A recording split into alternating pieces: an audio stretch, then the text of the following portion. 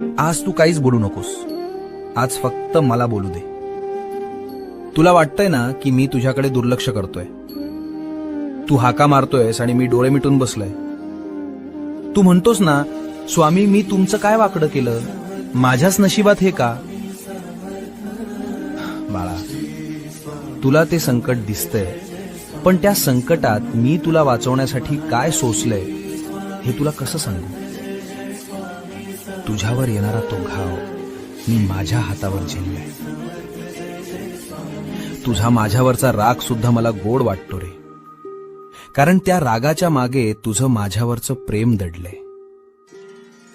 हे बघ, जगाला वाटत असेल की तू हरलायस, पण जोवर माझी नजर तुझ्यावर आहे तोवर तुला हरवण्याची ताकद काळामध्ये सुद्धा नाही. भिऊ नकोस, मी तुझ्या पाठीशी आहे.